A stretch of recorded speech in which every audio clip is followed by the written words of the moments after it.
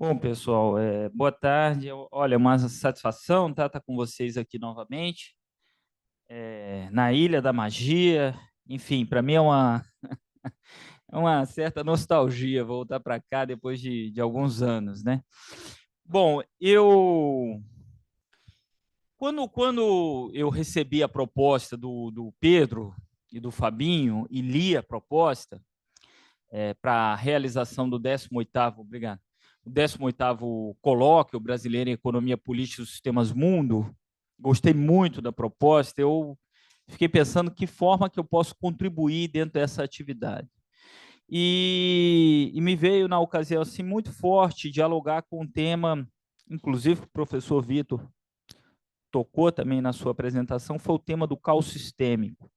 Então, minha ideia, o caos sistêmico, o caos sistêmico é um conceito, até onde eu sei, originalmente é, elaborado pelo Giovanni Arrighi, né? E no longo século XX, 94. Então, meu diálogo, pensei em fazer, e foi efetivamente o que, de certa forma, eu consegui me ater durante esse interim. Né? Me empolguei tanto com a leitura do Arrighi, ou melhor dizendo, com a releitura do Arrighi, a quem a gente aqui, o Pedrinho na apresentação, na homenagem que fez ao Giovanni Arrighi, resgatou a nossa memória histórica enquanto coletivo aqui, que eu mesmo aqui, Pedrinho, tenho 31 de julho de 2000, a compra desse material. Então, foi nesse período, após a leitura da trilogia do Wallenstein, que começamos a realizar. Eu me lembro que nós lemos o Wallenstein, depois lemos o Arrighi. Então, pensei em pegar esse conceito de caos sistêmico, trabalhar, resgatar conceitualmente e depois historicamente. Porque foi, o título do nosso seminário aqui, há uma pergunta, no subtítulo, melhor dizendo, rumo ao caos sistêmico. O título da minha apresentação aqui, não plotei aqui, mas quem pegar o programa, tá, o título é Rumo a um novo caos sistêmico. Com isso, o que podemos aprender da história do sistema mundial? Ou seja, um título, de certa forma, me permite falar à vontade, né? Vamos dizer assim. É, de certa forma, cômodo eu trazer esse título. Inicialmente, até falei para o Elton, olha, estou querendo cotejar o que foi o caos sistêmico anterior com esse. Muito que bem. Então, é, relendo o longo século XX, a pergunta em si não faz sentido, rumo a um caos sistêmico, porque o longo século XX ele é taxativo, e nisso o Cadu já embala, nós já estamos, e não é de hoje, e não é de hoje. Pedrinho já não concordou, mas vamos lá. No longo século XX, o caos sistêmico, antes, o que é? Que fenômeno é esse? Fenômeno, vamos ver se a gente consegue se ambientar aqui. Caos sistêmico, não, o termo sistêmico já remete, nós não estamos falando sobre a dimensão humana das nossas vidas. Claro que a dimensão humana está sempre presente, tá certo? Mas caos sistêmico, vai dizer o Arrighi, tem dois momentos que teoricamente ele trabalha nesse conceito. O primeiro momento é logo no início aqui na introdução, ou melhor dizendo, no primeiro capítulo, sobre as três hegemonias do capitalismo histórico, em que ele logo no início trabalha com hegemonia, capitalismo, territorialismo, as lógicas de poder, e passa para análise desse caos sistêmico. O conceito de caos é oriundo de antropólogos, e que ele, no sentido de ordenar o caos, o caos, uma situação de caos dentro de uma tribo, um reordenamento, ou melhor dizendo, trata-se de um conceito que é para contrapor o que eles chamam de uma anarquia ordenada. Caos sistêmico é um conceito para contrapor as anarquias ordenadas. Não é que na anarquia ordenada não tem ordem, não tem Existe todo esse elemento, tanto no sistema medieval de governo passado, tá certo? Quanto, ou portanto, antes do Tratado de Westfália, 1648, como depois. O sistema interestatal de poder é conceitualmente tratado pelo Arrighi como uma anarquias ordenadas ou ordens anárquicas. O conceito de caos sistêmico é um momento histórico conjuntural no interior do sistema mundial em que essas ordens anárquicas entram em colapso, são interrompidas. O Arrighi, caos sistêmico implica uma situação de desordem. Uma desordem e uma desordem, não se trata de apenas uma desordem, é uma desordem quase que irreparável. É uma desordem quase que irreparável. E ela surge, ela tem dois elementos que promovem isso. O primeiro elemento é a própria competição. É a escalada da competição. Porque a competição ela está sempre presente. A competição interestatal e a competição interempresarial. Essas competições, ao longo da história do moderno sistema mundial, elas sempre estiveram presentes. A escalada dessa competição pode levar a uma situação de absoluta, de caos. Elas não estão só. Isso é um dos elementos. Outro elemento que promove uma situação de caos é o surgimento de de poderes subjacentes, de novos poderes. Então, a leitura que eu faço, conceitual, o Arrighi passa muito, como diz os franceses, en passant. Ele passa muito rápido nesse conceito, conceitualmente. A gente tem que até falar qual é a relevância do conceito de caos sistêmico dentro da obra do Arrighi. Eu não estou para responder isso. O caos sistêmico, a minha leitura, na obra posterior do Arrighi, Caos e Governabilidade no Moderno Sistema Mundial, eu acho que ele precisa essa situação. E depois, voltando um pouquinho aqui, se no longo século XX o caos sistêmico está presente na crise da hegemonia dos Estados Unidos e está presente desde as décadas de 70 e 80, salvo por um erro de tradução, isso está lá. Isso está lá, tá textualmente no livro, tá certo? Então,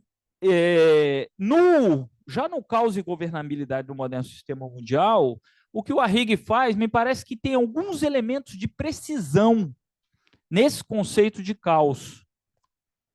Nesse conceito de... Que precisão é essa? O caos continua sendo essa situação de... Tem o gráfico, talvez devesse até botar esse tipo de coisa aqui para ser mais didático.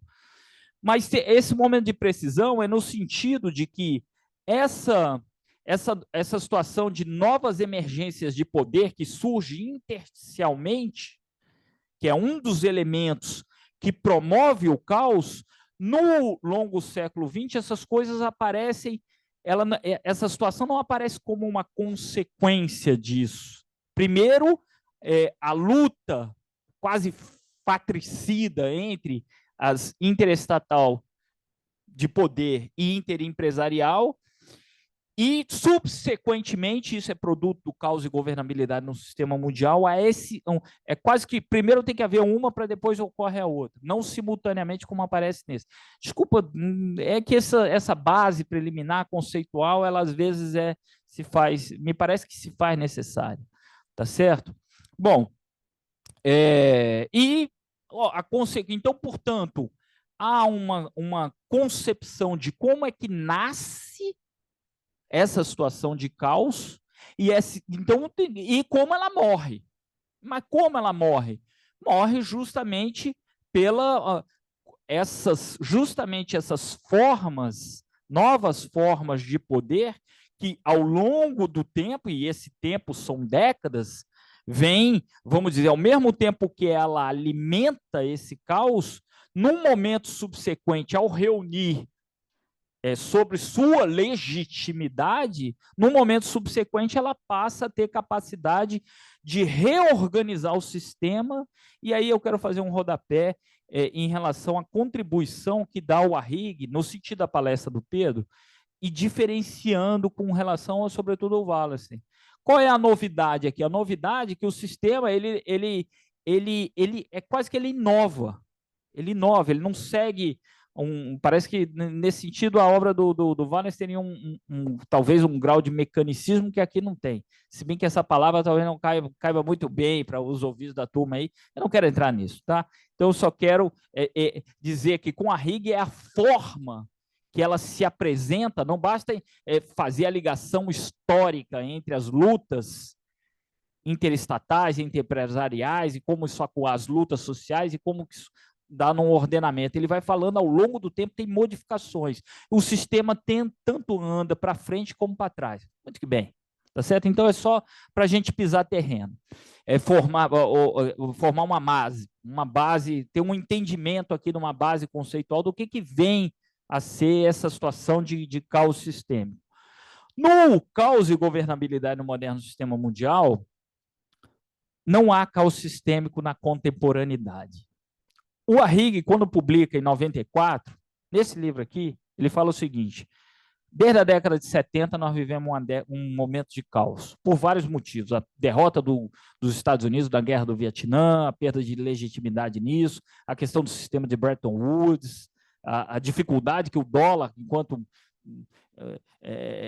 organização no sistema internacional, vinculada ao ouro, etc., uma série de elementos. Tá certo? Tanto militarmente quanto economicamente, o agigantamento do Japão das décadas de 50 e 60, com seu processo de especialização no mundo do capital e saindo do mundo da investida militar, segue como um protetorado dos Estados Unidos, o leva a um milagre, e depois a Alemanha, nos anos 60, os chamados desenvolvimento a convite, tudo isso bota em dificuldade a cena histórica do final dos anos 60 e do início dos anos 70, portanto, saindo dos chamados anos dourados, como dizem os franceses, ou lendo o velho Hobsbawm.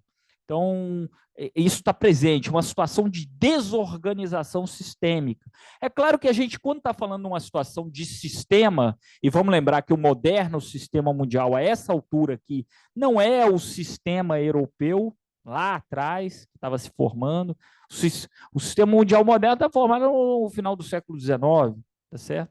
Então, muito que bem. Então, no caos e governabilidade, quando ele faz essa precisão conceitual, e aqui talvez eu tenha omitido um elemento, que é a questão do seguinte: as expansões financeiras, historicamente, elas chegam a um ponto de levar, sempre, historicamente acompanham as situações de crise, por múltiplos motivos, que talvez depois eu possa voltar a isso, ser didático ao ponto de falar por que nascem, como é que se desenrola isso, talvez a gente tenha que voltar nisso. Mas o fato é que as transformações de uma crise hegemônica em um colapso hegemônico é quando o sistema colapsa que se tem uma situação de caos. E no caos e governabilidade do moderno sistema mundial, ele fala: nós vivemos uma crise incipiente de hegemonia e há uma situação iminente de caos sistêmico. O caos sistêmico ainda não nasceu. Eu estou querendo buscar isso mesmo. Então, aí eu já estou com o Pedro. Se eu leio o caos e governabilidade no moderno sistema mundial em termos conceituais e em termos teóricos e históricos, eu preciso de outra forma. Estou provocando e trazendo para... Qual é a minha contribuição aqui? Sobretudo para aqueles que são, talvez mais do que o professor didático que está trazendo, querendo fazer uma aula aqui, uma provocação em relação à leitura que eu faço sobre esse tema do caos sistêmico. Muito que bem. No Adam Smith em Pequim, O Arrighi, eu acho que o diálogo preferencial que ele faz é com o longo século XX. Ele resgata os três cenários que estão presentes. E aí eu fiz uma provocação de novo para o Pedro em relação à questão a questão do fim do moderno sistema mundial está presente no Arrighi, não é só no Immanuel Wallerstein, nas três proposições finais. Muito que bem, então, no Adam Smith em Pequim, o que ele fala? Ele logo vai retomar. Qual é a conversa lá? Qual é a conversa? Entre duas coisas, propor aquilo que é quase como a esperança do Smith no porvir de uma comunidade de nações que, pelo temor mútuo da investida, que pelo temor mútuo, ou seja, isso pressupõe uma equiparação num grau de forças no sistema interestatal que, fruto do intercâmbio comercial, possa colocar as nações do mundo num pé de igualdade tal de que o temor gera um respeito e que o porvir é uma comunidade de nações. Essa é a perspectiva. O Smith, o Arrighi é muito esperançoso com a China, o papel da China no mundo. Ele é muito, absolutamente esperançoso em relação ao papel que a China pode imprimir, com algumas ressalvas. Com algumas ressalvas importantes. Então, em outros termos, esse possível emergir de uma comunidade de nações ou uma sociedade de mercado, lá o Brodel, essa é um mundo que pode nascer na medida em que a China internamente resgate uma via de desenvolvimento, que aí o Wheeler é bom nisso, resgate uma via de desenvolvimento histórica e possa levar sobre o modo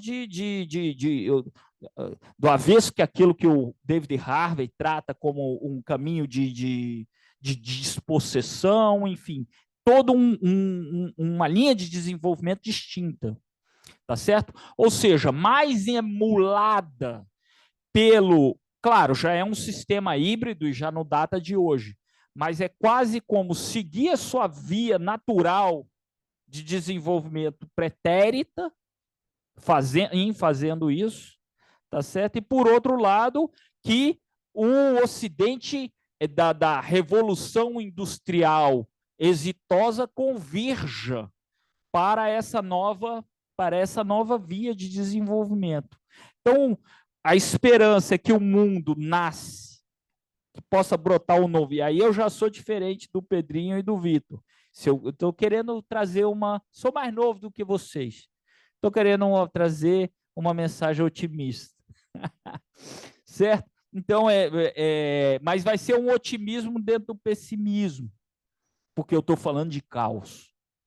No Adam Smith em Pequim, o caos está presente enquanto presença histórica. De novo, voltando, o Arrighi, quando ele termina aqui, quais são as possibilidades históricas? Uma situação de construção de um império global, nada menos do que isso. Isso leva tanto ao fim do moderno sistema mundial e o fim do capitalismo. Essa é uma possibilidade histórica. E isso está presente em 94 com vigor. Isso está presente em 94 com vigor.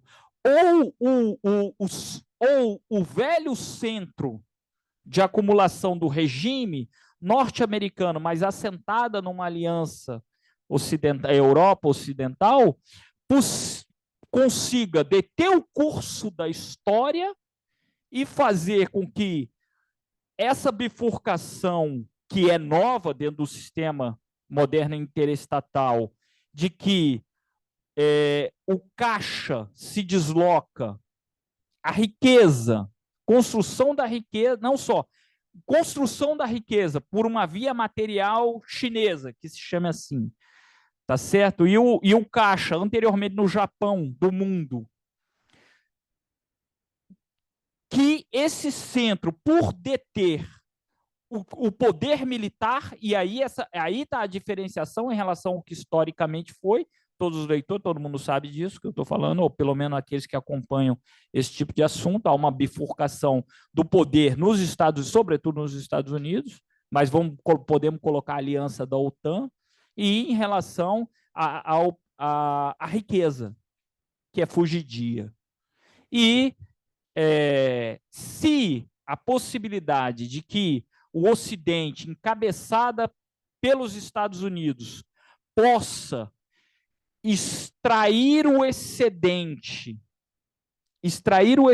acumulado nessa região, como no sul global, ou, em outros termos, descarrilar a aliança Sul-Sul por múltiplas formas. E aí, como tem a turma das relações internacionais, a gente sabe que o desenvolvimento do Arrighi vai em 3 sentidos, né? Quer por uma cooptação à la Kissinger, quer por um cerco, um regime de cerco, ou quer por um reprise do que ocorreu na Primeira Guerra Mundial, a situação da primeira metade do século XX. Enfim, há múltiplas alternativas em poder fazer pagar os custos de proteção do Ocidente, que o Ocidente promova para o Oriente. Em suma, essa é uma possibilidade histórica considerada pelo Arrighi que continua em voga. Me parece que a turma do Fiore, essa sustentação do poder global, é muito mais suscetível a dar vida e acreditar que essa possibilidade histórica ainda possa vingar do que a perspectiva dos sistemas mundo. E mais, se o Arrighi coloca essa possibilidade histórica no longo século XX, no Adam Smith em Pequim, isso diminui muito, muito. Essa possibilidade, ela dá um recuo forte. Ou seja, de 94 para 2007, isso recuou forte. Nós, olhando desde aqui e passando 17 anos desde a publicação do Adam Smith em Pequim, nós podemos fazer a nossa seguinte hipótese. Essa redução, hoje, ela é ainda menor. Ela é ainda menor. Eu olho a China como a China, quanto mais as coisas demoram para acontecer, tanto melhor para a China. Tanto melhor para a China, no sentido do espraiamento da violência e do caos. Tanto melhor para a China. Se é melhor para nós outros, e estou incluindo nós outros brasileiros como nuestra grande América Latina, no sentido de José Martí, construir a pátria grande. Então, muito que bem. Então, o Arrighi vai dizer, no longo século XX, que também a possibilidade de um caos interminável, e aí ele resgata o Schumpeter, isso está presente enquanto possibilidade histórica. Está presente enquanto possibilidade histórica de que antes que surja, quer um império global, quer uma sociedade de mercado à moda de Smith e Brodel, possa a humanidade se esfacelar ou, enfim, se embebedar num momento de caos interminável. Essa é a posição. No Adam Smith em Pequim, qual é o diagnóstico dele, passando quase 2 décadas desde que isso foi publicado? Que se a construção de um império, essa possibilidade histórica, e em curtas 2 décadas, ela diminui, por outro lado, aumenta a possibilidade tanto do vingar, e esse é o otimismo do Arrighi. O Arrighi é otimista. Pelo menos nos parece que ele é otimista. Né? E o Wallerstein também. Então, se nós vamos fazer uma homenagem a esses dois aqui, pelo menos, ainda bem que nós estamos aqui. Eu não sei se o Endler vai ser mais otimista do que eu. Enquanto possibilidade histórica, essa sociedade de mercado, ela pode emergir e está mais forte. Eu não saberia dizer se passado 2 décadas, desde que o Arrighi planteou no Adam Smith em Pequim, que essa possibilidade de emergência dessa sociedade mundial de mercado, ela está mais presente no hoje do que no tempo do Arrighi. Talvez a resposta seja um pouco mais. De novo, com algumas ressalvas, e eu vou ver se eu dou tempo de falar essas ressalvas do Arrighi e dar meu pitaco. Bom, com relação ao caos sistêmico, o Arrighi mesmo se coloca já na situação de 2007 como, olha, nós vivemos uma situação de caos sistêmico interminável. Essa é uma possibilidade histórica que aumentou. O que nós, desde aqui, podemos colocar e vendo a desgraça do mundo que é não nessa ilha, paradisíaca. É até engraçado falar isso, que eu venho para a ilha e isso aqui, nós estamos numa excepcionalidade. Vocês estão no paraíso. E eu também estou, pelo menos nessa tarde. Aliás, eu fico até quinta. Então, tá. Não, eu estou marcando aqui também. Eu só vou ultrapassar 10 minutos. Não vou ultrapassar. Então, essa possibilidade, tirando aqui a Ilha da Magia, essa espacialidade nossa aqui, é uma situação horrorosa. E há múltiplos, talvez a pergunta faça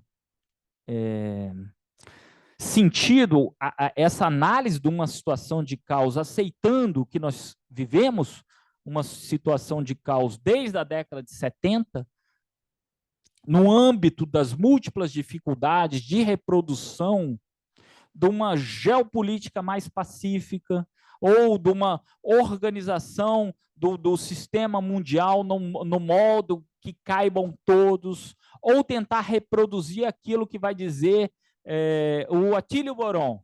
O melhor do que o capitalismo pôde proporcionar para a humanidade dentro da sua lógica foram os anos dourados, que ali a classe trabalhadora vai para o paraíso no norte, aqui não, na massa não, né? Os de baixo, sinto muito. Aqui é um prato de lentilha para a classe trabalhadora e isso a social-democracia latino-americana é mestre em permear para nós outros. Então, essa situação de caos sistêmico, me parece que talvez nós devêssemos analisar. E para isso eu se coloco, está sendo ótimo, eu estou aprendendo um monte com o pessoal que fez aqui, nos brindou sobre análise da África, enfim, o Vitor, nos brindamos sobre a análise da América Latina. Se estamos na Argentina, aí caos. Ao carajo para esse, certo? Não há a menor dúvida em relação a isso. Né? Se olha para a situação latino-americana, é quase como para a gente aqui nós vivemos, nós já estamos acostumados a viver uma situação de caos. Aqueles que têm sensibilidade para a causa social, olha isso aqui como uma desgraça da desgraça da desgraça.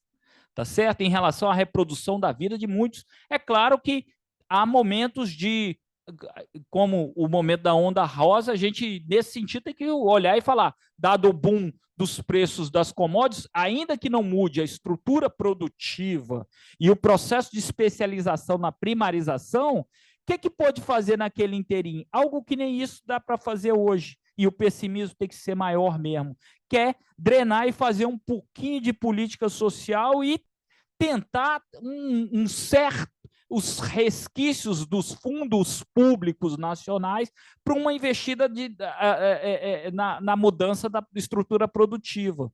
Mas nem a onda vermelha, a lá Chaves, não o fez. Ou a gente pode olhar com um certo otimismo, não a Bolívia de hoje, mas um pouco antes, ou o Equador de outrora, mas o cenário, na América Latina, as coisas mudam rápido, já não é mais esse. O cenário que nós vivemos é diferente. E eu concordo com a avaliação do professor Vitor em relação a estar olhando o pessimismo, que se nessa situação de bonança, nós não mudamos, nós não nos inserimos. Talvez, quando é que vai virar um novo 29? Porque nós só aproveitamos, num debate estruturalista, essa mudança de uma economia voltada para fora, para economias nacionais voltadas para dentro, com seus ímpetos de industrialização, naquele período.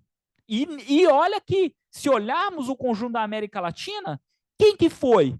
Foi o Brasil, foi o México, a Argentina, Chile menos, Venezuela menos. A gente vai ver isso. E mesmo assim, a pauta de salvação do processo de industrialização, a ilusão do desenvolvimento do Giovanni Arrighi, não nos proporcionou. O Brasil, quando faz o milagre, logo vira uma miragem. O bolo não foi repartido. Então, esses processos, que papel tem o Estado na América Latina? Alguns podem falar, olha, quer transformar pela via revolucionária. Por que eu acho que não tem espaço aqui? Por causa das casernas, por causa das elites. O Marini vai dizer que essa burguesia, esse ímpeto nacionalista da burguesia brasileira e latino-americana, na década de 50, acabou. Acabou, não tem mais. Um novo bloco hegemônico de poder já não está mais assentado nas burguesias nacionalistas. A franja daqueles que se aliam via agronegócio e produção de commodities e capital financeiro é que domina o centro hegemon. Se vai ser direita conservadora ou vai ser mais direita fascista que sirva a esses propósitos, eles estão disputando. Ou se vai ser Partido Social da Democracia, como você fala, disputando quem vai servir mais. Não dá, né? Então, assim, em suma,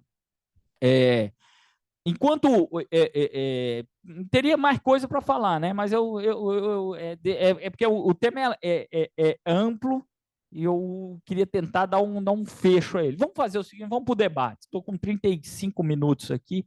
Vamos para o debate. Vamos para o debate. Vou deixar ele falar, depois eu organizo meus pensamentos aqui. Obrigado.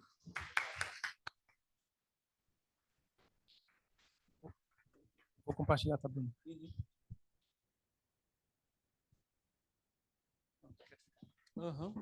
Pode. Isso aqui, ó. Beleza. Aqui tá. Já... Bom, pessoal, boa tarde a todos, a todas. É uma satisfação estar aqui. Eu participei do meu primeiro colóquio em 2010, então são 14 anos aí que eu devo ter vindo uns 10 dos 14. Então, oficialmente, assim, eu nunca estudei, nunca fiz minha graduação nem a pós-graduação aqui na UFSC, mas eu sinto que, assim, de uma forma ou de outra, boa parte do que eu tenho pesquisado, do que eu pesquisei, da minha formação intelectual nos últimos anos, eu devo a esses colóquios. Então, é uma satisfação para mim estar aqui e ter vários alunos meus apresentando também. Então, é isso. Em primeiro lugar, eu queria dizer que eu estou bem feliz. Em segundo lugar, esses debates que a gente tem feito ontem e hoje me fizeram não exatamente mudar a perspectiva da minha apresentação, mas trazer algumas reflexões prévias assim que eu acho que são importantes, tá? E quais são elas? O Jales estava falando aqui, eu estava pensando, eu fui anotando, né? A primeira delas é o seguinte: é que o caminho aberto pelo Sistema Mundo é muito importante, é muito interessante como forma de orientar as nossas perguntas de pesquisa. Então, quando a gente vai falar do ciclo sistêmico de acumulação do Arrighi, a coisa da comparação incorporada, eu acho que assim ele abre uma chave de pesquisa que assim ela não é esgotada. Então, quando ele no longo século XX propõe ali 4 ciclos e tudo mais, ascensão e queda de hegemonias, ele chega no Adam Smith em Pequim dizendo, ok, então por que todo esse arcabouço teórico, metodológico que eu propus aqui serve? Como que a gente vai interpretar a China a partir disso, né? Próximo caos, a próxima disputa entre hegemonias. E aí, o que eu pensei em trazer para vocês é um pouco do que eu tenho proposto para os meus alunos, porque a gente tem trabalhado junto, eles têm pesquisado, têm publicado. E então são duas grandes perguntas, uma perspectiva mais quantitativa e uma mais qualitativa, sempre partindo do Sistema Mundo e tentando ir além, porque eu acho que é isso, né? A perspectiva, estava falando com o Pedrinho, a perspectiva do Sistema Mundo. Eu sei que tem muita gente de RI aqui de períodos diferentes, então para vocês talvez seja novidade, tudo isso. Eu vou tentar trazer de uma forma mais didática, né? Mas assim, em termos quantitativos, a pergunta é: se fala muito, porque a China está passando os Estados Unidos em aspectos econômicos, a China celebrou acordos de paz no Oriente Médio, juntou a Arábia Saudita e Irã, levou para a China os vários grupos palestinos para negociar, enquanto os Estados Unidos estão se retirando, por exemplo, né? Então, há todo um debate de gradual retirada do espaço dos Estados Unidos da cena internacional e de projeção da China. E um dos incômodos que eu tenho é que o Sistema Mundo e a obra do Arrighi é muito boa na perspectiva estrutural, em identificar essa trajetória, mas falta o método, mensurar. Então, a pergunta é, em que medida há essa transição de poder e riqueza dos Estados Unidos e do Ocidente na direção da China e da Ásia Oriental? E o Arrighi deixa essa linha em aberto, e é um dos caminhos que eu tenho proposto aí para a gente pesquisar. E aí tem uma segunda pergunta que é qualitativa. Tá? E aí é a minha provocação, assim, os incômodos que o Pedrinho trouxe e críticas e tal, que é a seguinte. Então, olha, beleza. Há em determinados aspectos a China tem ocupado espaços tradicionalmente norte-americanos. A pergunta qualitativa é: a ascensão da China e a projeção da China sobre a periferia, de uma forma geral, né? Ela repete padrões do imperialismo ocidental direcionado a essa periferia? Ou a gente pode dizer que a projeção da China sobre a periferia, ela tem traços muito mais de hegemonia, muito mais de projeção consensual e de desenvolvimento a convite. E por que a pergunta que eu fiz para o Victor ali, do pêndulo do Polanyi, me leva a o primeiro incômodo que eu tenho aqui, que vai ser a base da minha apresentação, e não está indo, vamos ver.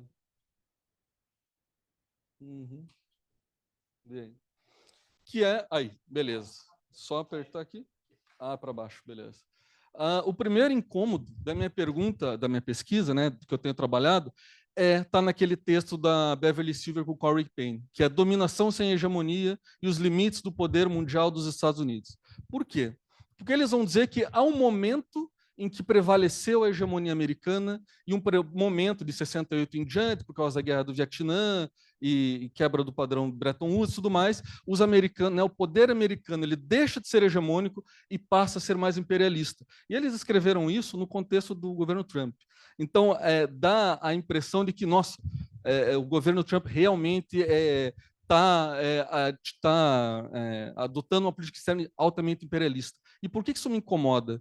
Porque nesse exato momento em que os americanos constroem a sua hegemonia e sua liderança consensual, gramsciana, para a Europa Ocidental, de reconstrução do Japão e tudo mais, eles estão demonstrando a sua face imperialista para nós, para o terceiro mundo. Então, o que se chama de hegemonia norte-americana, para a América Latina, se traduz em imperialismo norte-americano. Né? Se traduz em apoio a golpes, intervenções militares na América Central, golpes na Indonésia, do Sukarno para o Suharto, no Congo, assassinato de líderes na África, de líderes na América Latina. Então, essa dualidade entre um momento hegemônico, consensual, benéfico para o coletivo, gramsciano, e depois um momento imperialista, me incomoda, porque me parece que são duas faces. O problema, a questão não é o quando, mas é o onde. Ao mesmo tempo que há hegemonia, há também traços de imperialismo. Né? Então, é isso que eu acho que eu proponho para a gente refinar. Então, a minha apresentação está dividida em 3 partes, né? Um debate teórico sobre a lógica territorialista e capitalista do sistema mundo, aí propor um modelo de análise que não está encerrado, e aí que eu trago para a gente pensar, porque tem gente muito boa aqui para nos ajudar a trabalhar com isso, e esse modelo de análise responde aquelas perguntas que eu coloquei. Como que grandes potências enquadram a periferia via hegemonia ou imperialismo? Estão entendendo? Então, as duas faces elas vão se projetar de acordo com a ascensão de cada grande potência, ora de uma forma entregando desenvolvimento e proteção militar, ora entregando extorsão, espoliação e uso da força, violência. Tá? E, por fim, aí algum objeto de pesquisa, né? A disputa dos Estados Unidos e China pela liderança global e por influência na periferia mundial, que é o título da minha fala. E aí eu vou trazer para vocês algumas das coisas que a gente tem pesquisado. Então, eu, como professor, adoro escrever no quadro, assim, mas eu tenho que me adaptar para PowerPoint, e aí comecei a usar esses softwares um pouco mais elaborados do que Paintbrush, né, para apresentar as ideias. Então, olha só, para quem é das RI e está entrando, né, tá querendo se familiarizar com essa literatura.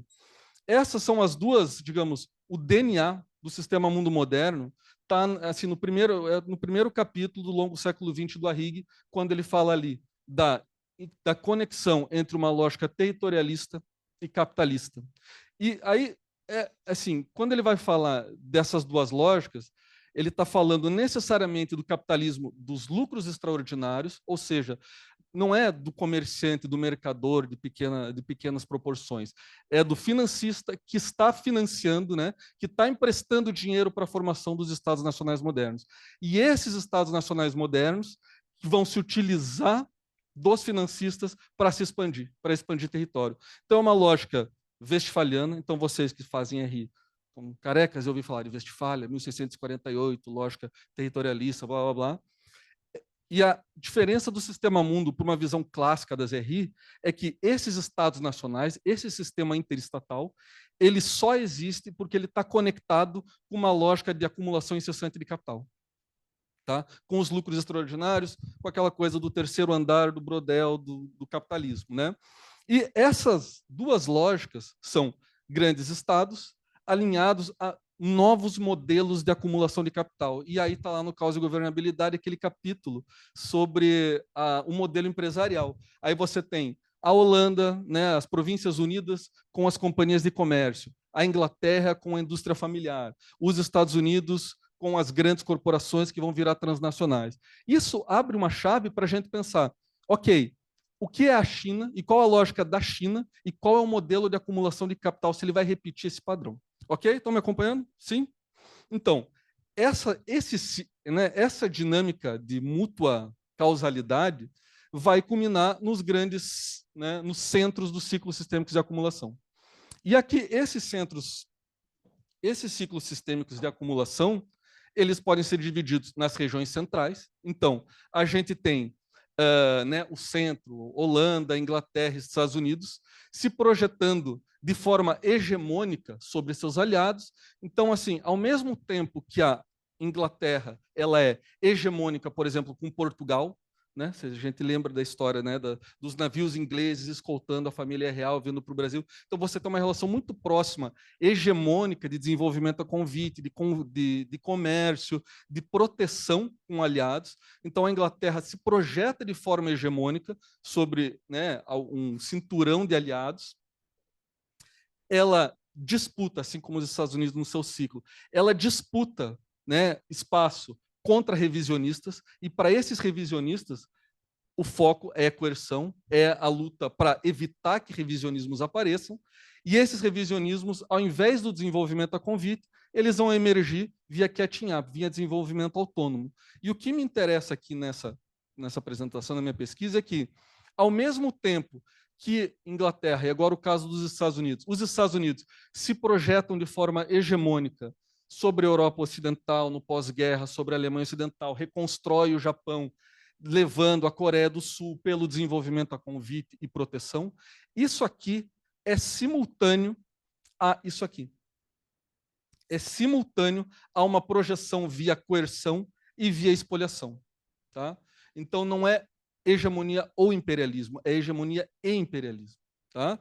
E, claro, a gente precisa trabalhar e pensar o que a gente está lidando, o que a gente quer dizer com imperialismo, mas é um pouco essa a proposta aqui. Então, é um debate teórico sobre o territorialismo e capitalismo, que eu não quero entrar muito agora, mas assim é um pouco a base do Charles Tilly, né? Que a guerra faz os estados e os estados fazem a guerra. É muito a perspectiva do Fiore também. Então, assim, via diplomacia e uso da força, os estados se formam, né? E eles vão usar o capital como ferramenta de expansão territorial. Em contrapartida, você tem a lógica capitalista, em que você tem a acumulação incessante de capital, e aqui que está a chave, né? É a expansão do capitalismo, do capital, para a periferia do sistema. As empresas são empurradas para a periferia em busca de novos canais de acumulação.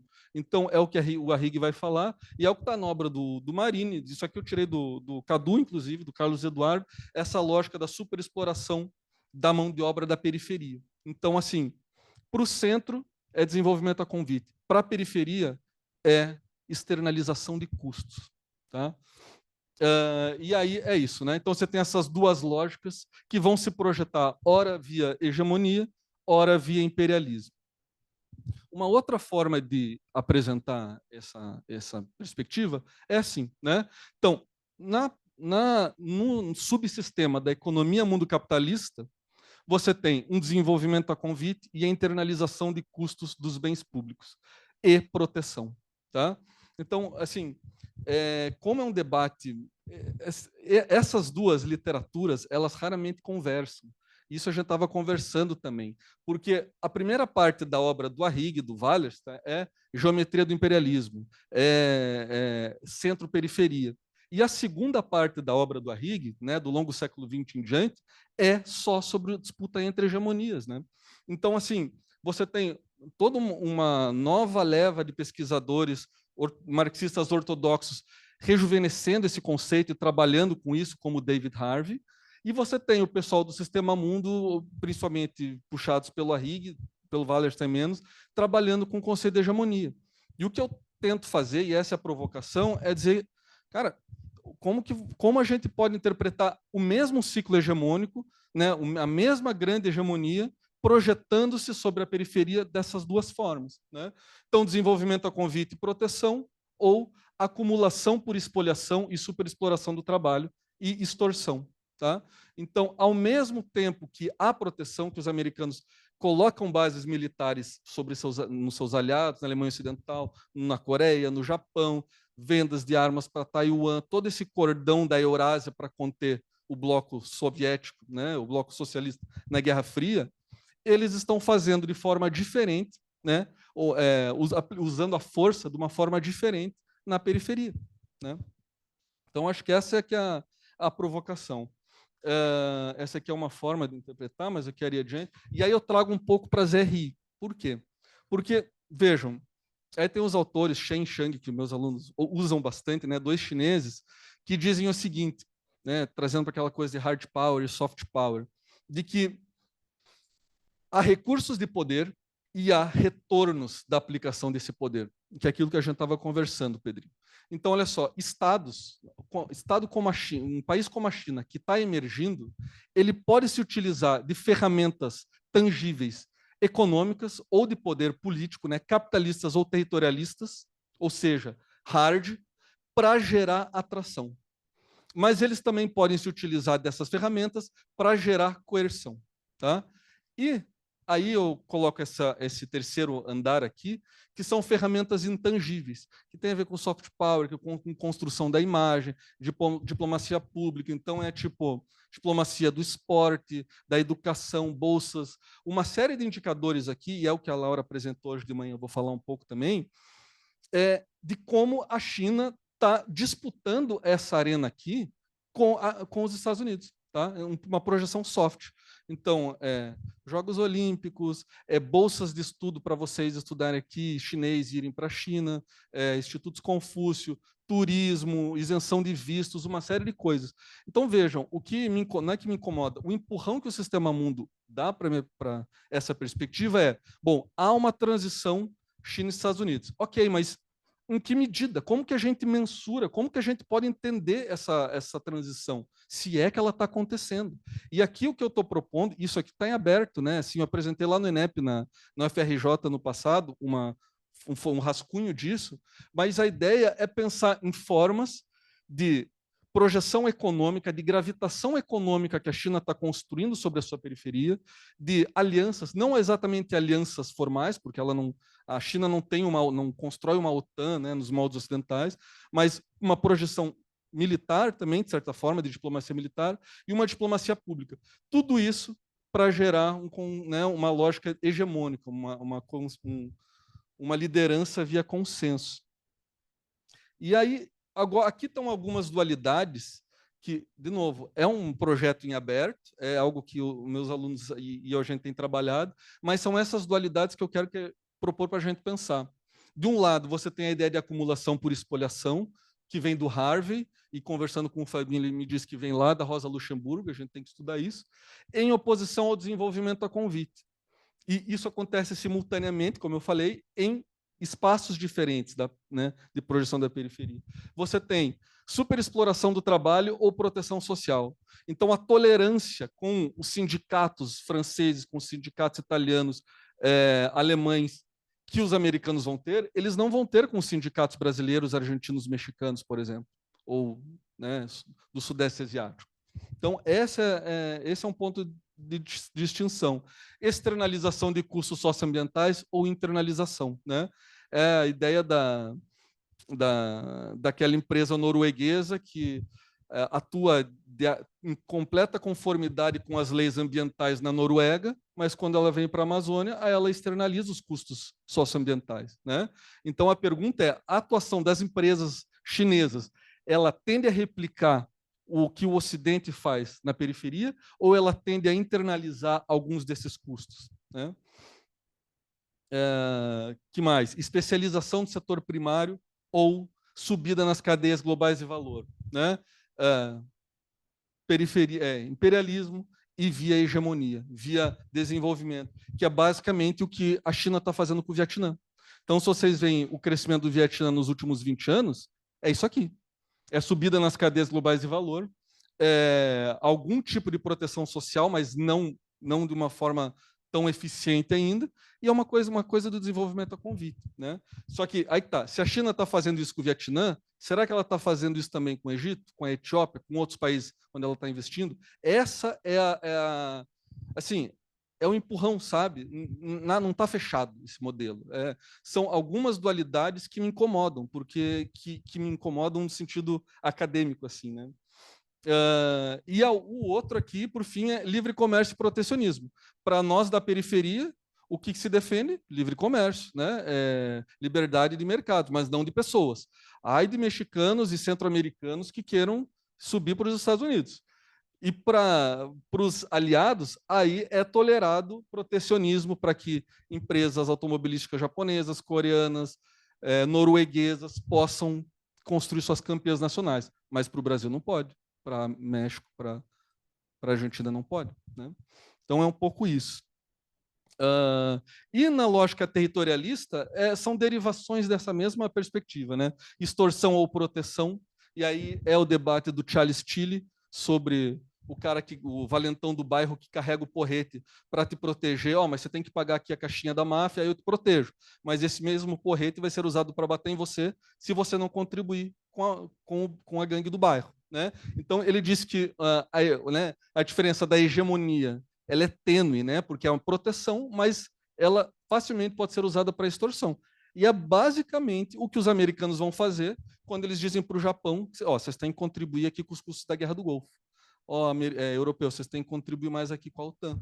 Vocês têm que, né, isso aqui pode se voltar contra vocês. Vocês precisam contribuir mais, né? Intervenções militares ou alianças são algumas dessas dualidades. Mudança de regime hostil e apoio a revoluções coloridas em oposição apoio a regimes aliados, né? Então, o que os Estados Unidos vai fazer no Irã, no Congo, na Indonésia, no Brasil, né, no Chile, é um pouco isso, né? Claro que aí revoluções coloridas já é um momento posterior. Mas aí, assassinatos seletivos, bases militares, exercícios de ameaça ou exercícios militares conjuntos. Então, exercícios militares de Japão, Coreia do Sul e Estados Unidos a 200 quilômetros da China.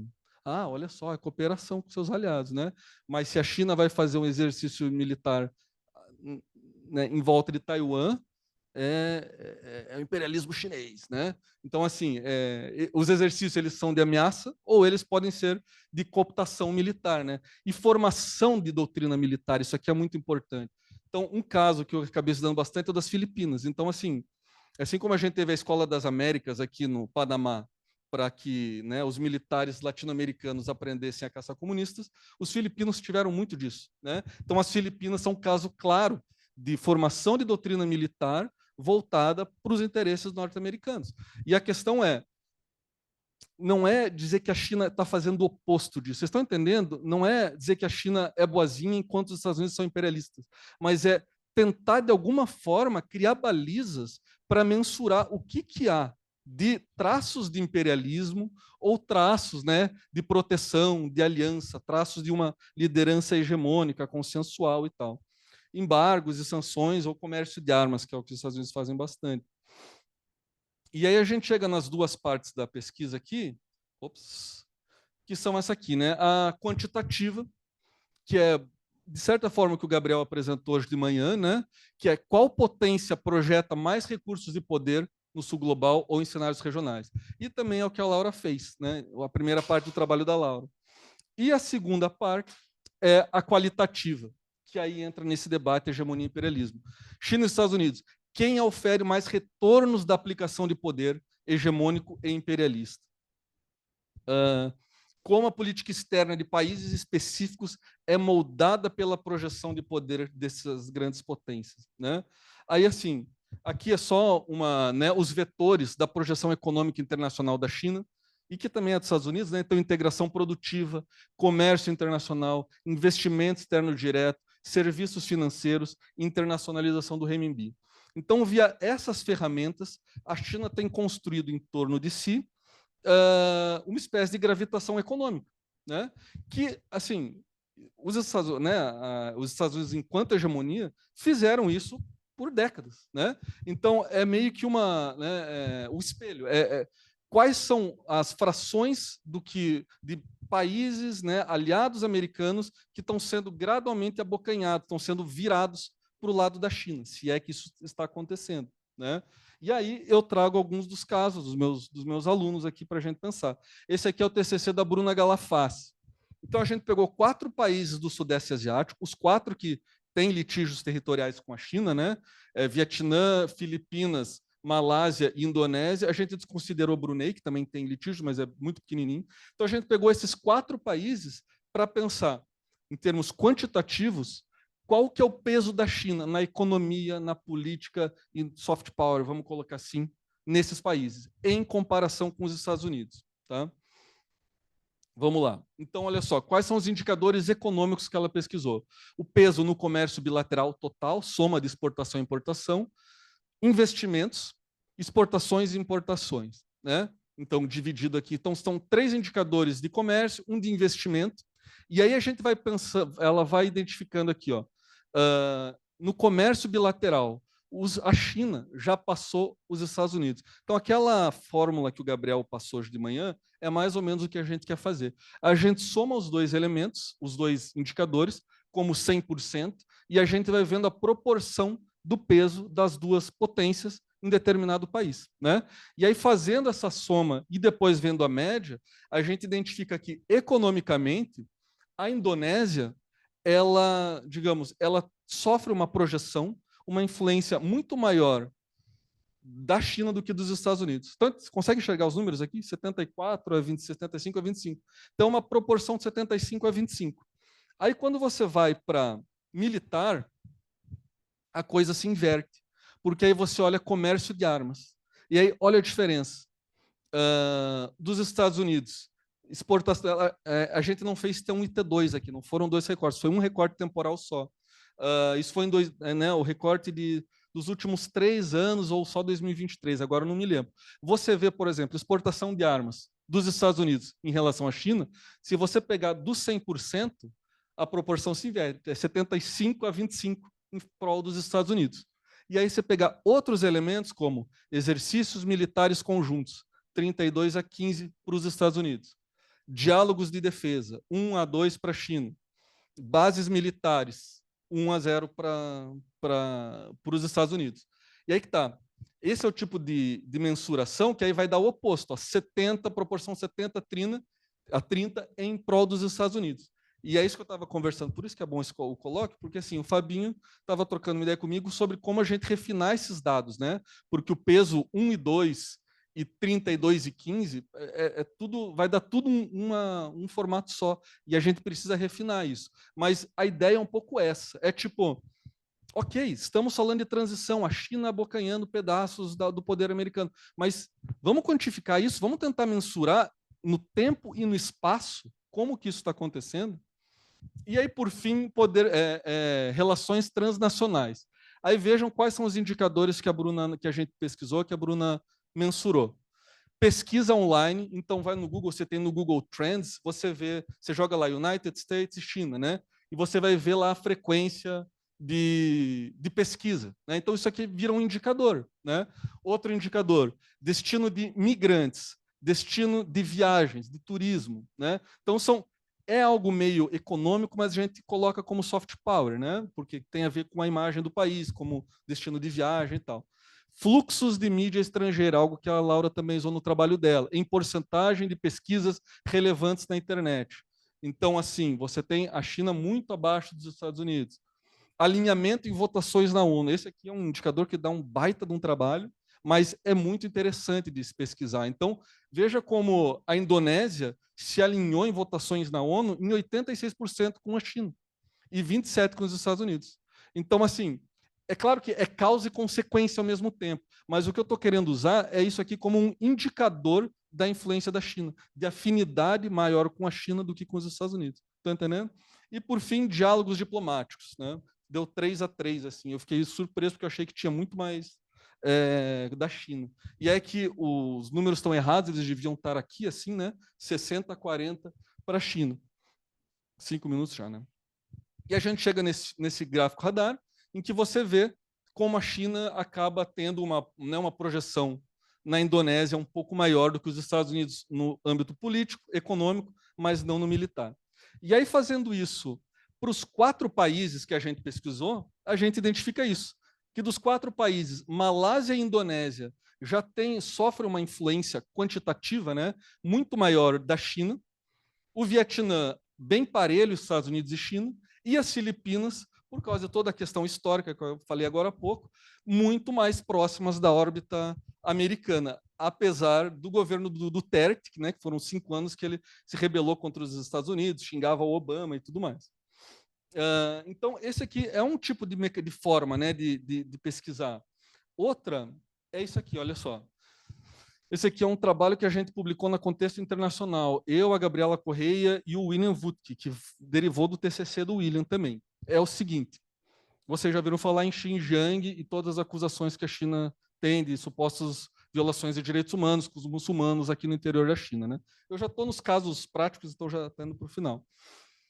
Em 2019, no Conselho de Direitos Humanos da ONU, a tal comunidade internacional, né, que é composta por Europa, Estados Unidos, Canadá e Oceania, emitiu uma nota lá de repúdio à forma como a China estava lidando com os muçulmanos de Xinjiang. Uns 5 dias depois dessa nota no Conselho de Direitos Humanos, esses países em verde e em preto emitiram uma outra nota. Então foram cerca de 20 países criticando a China e depois cerca de 50 países dizendo o oposto, dizendo que a China tem direito sobre a sua soberania e direito de combater o terrorismo, o separatismo e tudo mais. E esse grupo dos países que ficaram a favor da China, a gente dividiu em 2, os não muçulmanos e os muçulmanos. Porque a pergunta se tornou, por que países muçulmanos estão a favor da suposta opressão de muçulmanos dentro da China? E para entender por que esses países em preto, mas principalmente os em verde, não votaram, né, mas se manifestaram alinhados à China na questão de Xinjiang, a gente foi buscar uma série de indicadores de soft power e de hard soft power, né? Porque o resultado é soft, o resultado é na ONU, é instituição internacional, é um resultado de marketing, não tem peso de lei, né? Mas a gente foi identificar, olha só, quantos desses países muçulmanos têm parcerias bilaterais com a China? Então, a China tem lá todo um regime de parcerias bilaterais, que eles vão chamar de, com o Paquistão, é all-weather relations, é tipo a relação para todos os climas, assim, né? Então, com o Brasil é a primeira, né, parceria estratégica. Então, a China tem toda uma hierarquia de parceria estratégica abrangente, parceria total, enfim, né? Então, quantos desses países que se dobraram para a China, né, que se alinharam à China, tem parceria estratégica, tem um tipo de regime político afim, né, que não são democracias liberais, o peso da China nas exportações desses países, o peso da China como fonte de FDI, né, de investimento, o peso da China como não só investidora, mas como doadora, é o que se chama de ODA, né, que é Outward Direct Aid, né? E por fim, mais dois aqui, que ó, países que estão na nova Rota da Seda e diplomacia militar, países que recebem militares chineses, que receberam a marinha chinesa para visita e tudo mais. Então, vejam, são vários elementos que mostram que um mais ou outro menos, mas eles empurram países para se alinhar à China, né?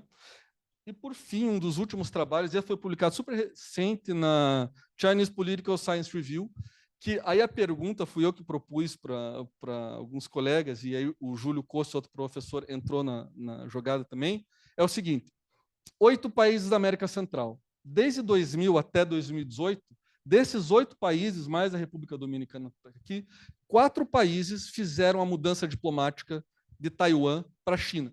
Até então, a América Central, em geral, reconhecia Taiwan como China, né? Tinha a embaixada em Taipei e não em Pequim. E, misteriosamente, em 20 anos, mas principalmente desde 2007, 2008, 4 países romperam com Taiwan e passaram para o lado da China.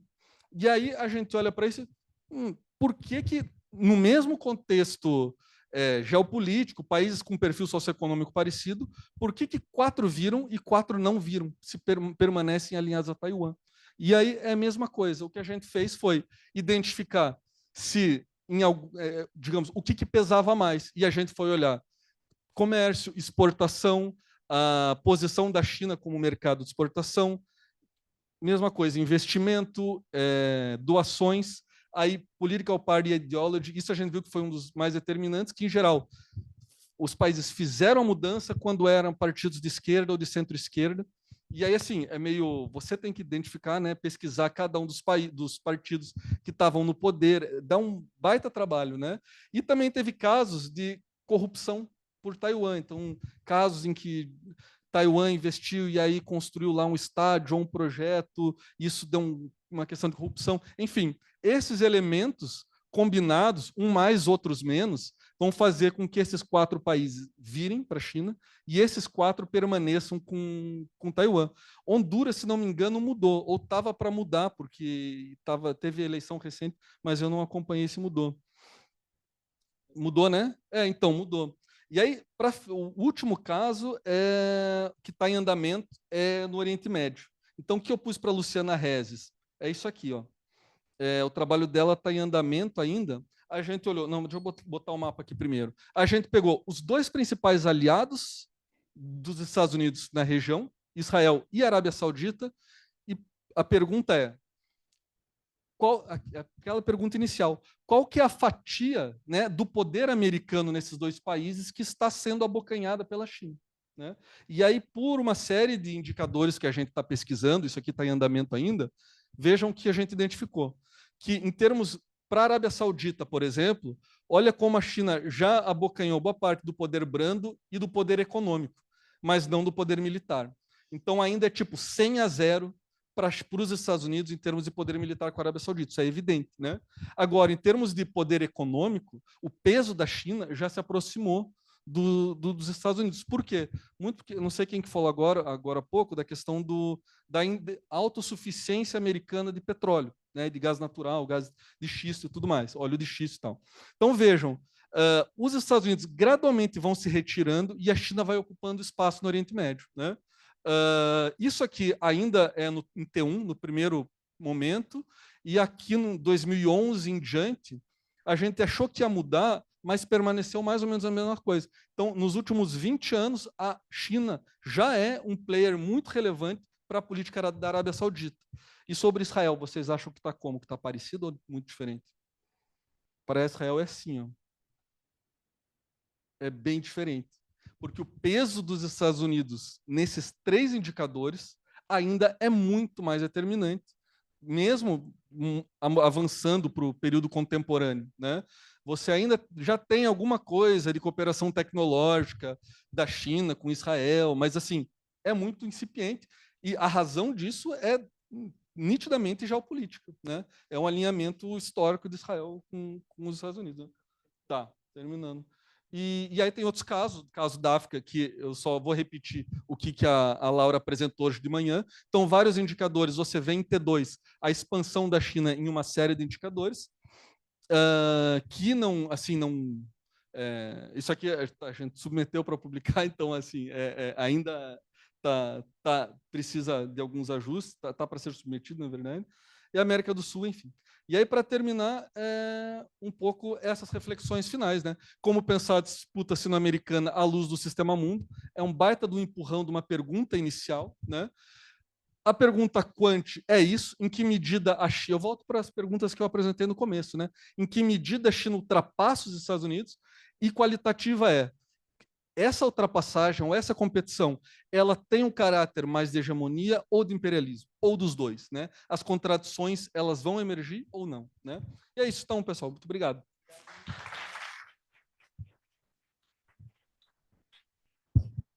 Então, pessoal, nós temos 15 minutos antes de fecharmos essa sessão.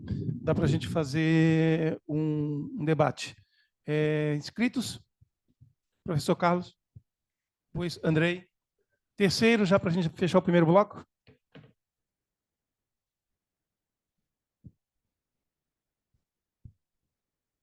Eu acho bastante interessante aí as duas exposições e faço uma reflexão, não é? A partir do trabalho do Bruno e conectando com a geometria do imperialismo do Arrighi. É interessante, não é, entender o Arrighi como um pensador não partido, não é?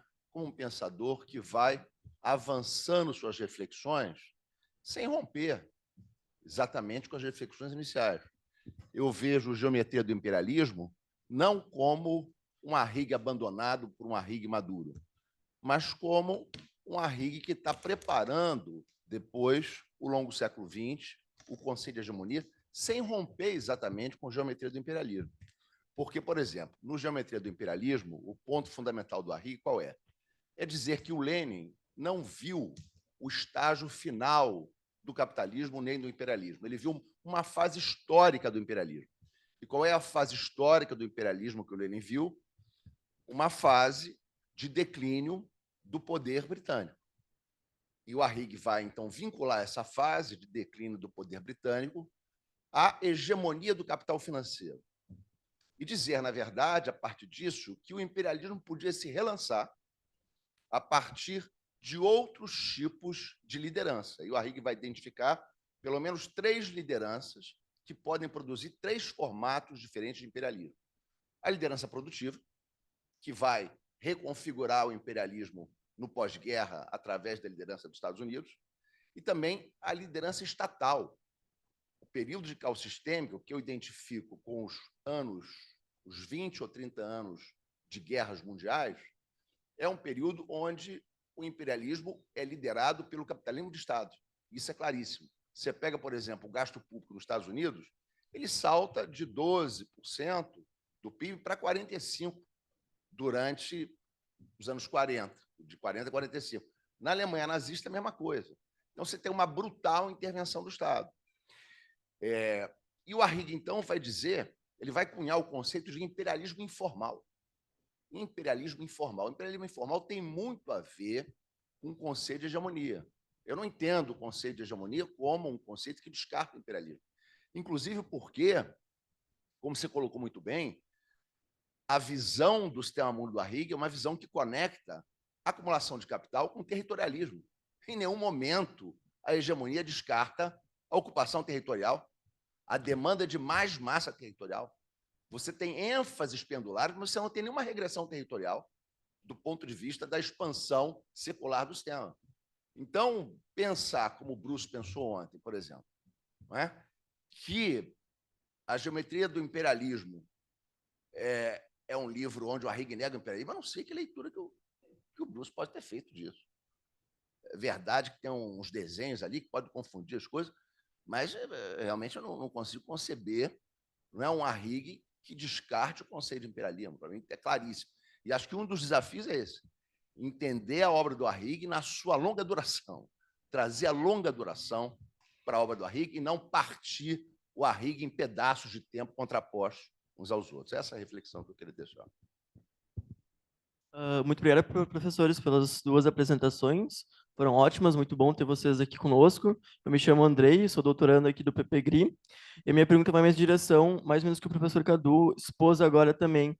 Gostaria de saber do professor Bruno como que ele define os conceitos de hegemonia e imperialismo, quais são os autores que definem isso para você?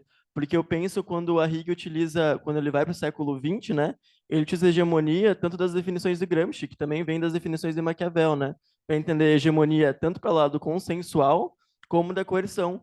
E tanto as questões também, as leituras sobre imperialismo, eu vejo que tem o imperialismo não seria apenas através da força, né? Não apenas impor a força sobre outras nações, mas também através da expoliação, pela expropriação de lucros, lucros extraordinários na América Latina, né? Então, eu não consigo ver essas visões tão contrapostas. Eu acho que elas não são únicas, não pendem para um lado. Eu acho que elas são muito complementares e a hegemonia, eu vejo mais essas formas como você apresentou, né, de apresentar tanto o lado mais hard quanto o lado mais soft. Na verdade, eu vejo mais pelo lado do consenso, realmente, dessas visões diplomáticas, e o lado mais da coerção, justamente através das bases militares que foi apresentado. Acho que minha pergunta seria nessa direção. Obrigado pelo tempo de vocês. Alguém mais gostaria de perguntar, pessoal?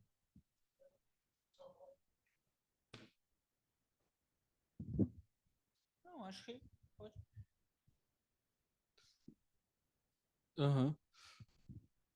Sobre o que o Cadu falou, eu concordo. É isso mesmo. Me parece que a gente estava conversando sobre isso, que a primeira fase da biografia do Arrighi como intelectual, ele está se preocupando num sentido vertical, centro-periferia, como boa parte desses caras, né? O Gunder Frank, o Wallerstein e tal. Os caras vão lá para a África, estão pensando, pô, países que estão se tornando independentes, é a questão do desenvolvimento, e aí do desenvolvimento, capacidade estatal, e tem todo aquilo que a gente conversou, né? Do debate com a teoria da dependência, a influência que o Prebisch, que a gente estava falando com a Maria, né, que o Prebisch, que o Celso Furtado vai ter na obra deles e tal, o próprio conceito de centro de periferia.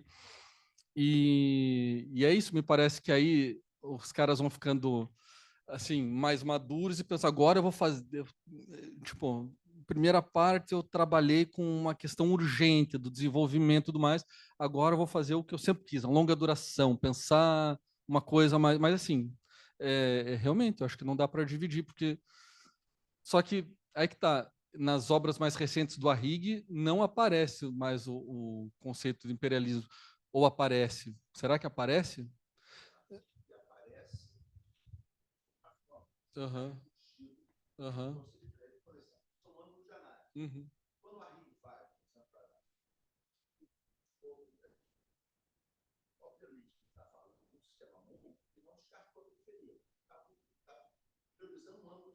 Uhum.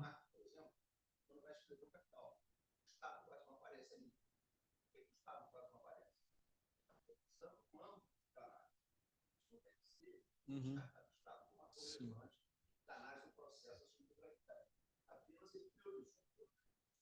Tá. Uhum. O termo que aparece é dominação sem hegemonia, por exemplo, que está no texto inicial que eu falei ali, da Beverly Silver com o Corey Payne. É isso, né? Dominação sem hegemonia. E aí, isso tem tudo a ver com a pergunta do Andrei, né? Assim, sendo formado aqui no colóquio em estudos de sistema mundo, é isso. O conceito de hegemonia é isso. Gramsci, Maquiavel, aquela coisa do consenso, coerção, blá, blá. Agora, o termo imperialismo, eu tenho me debruçado a estudar há pouco tempo, assim.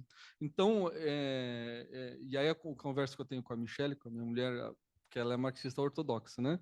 Então, assim, para ela, assim, imperialismo é acumulação de capital inevitavelmente. E o sistema, a estrutura do sistema é acumulação de capital e a violência é apenas uma forma, um produto disso. E para mim é sempre essa dialética, territorialismo e capitalismo, né? E a fusão disso é um genótipo que dá em fenótipos tipo imperialismo, entendeu? É tipo território e acumulação de capital. Não é uma coisa ou outra, uma coisa reforça a outra, sabe? Então, assim, e aí um exemplo, assim, a atuação da Monsanto no Iraque, pós-guerra invasão americana. Eles mudam o regime, tiram Saddam Hussein e a Monsanto passa a impor sobre os fazendeiros do Iraque a semente, né, transgênica, estéril lá, para vincular a produção agrícola do Iraque né, ao capitalismo ali, à empresa. Então, assim, É claro que o capitalismo, que a Monsanto, enquanto empresa transnacional e tal, ela vai lucrar com o territorialismo do Estado norte-americano. Mas você não pode dizer que né, que houve uma mudança de regime porque havia um lobby da Monsanto para derrubar o Saddam Hussein, entendeu? Para mim, as duas coisas elas caminham juntas, é a acumulação de capital e o uso da força. Então, a Monsanto vai se usar disso, o complexo militar industrial americano vai se usar disso, mas o Estado norte-americano, os grandes estados imperialistas, eles também se utilizam desse capital para acumular território, para expandir o poder. Então, para mim, é dialética, não é o capital enquadrando, é o capital enquadrando e sendo enquadrado. Fabinho, sim.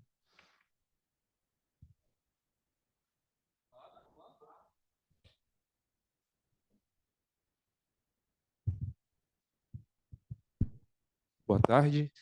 Jales, ontem você fez a pergunta para a mesa, eu vou te devolver a tua pergunta para você, né? Hoje, por que leu Arrighi e leu Wallenstein, tá bom? Acho que a tua fala já foi no sentido de, você pegou um conceito, mas acho que um panorama geral para o pessoal, assim, da tua percepção ia ser boa.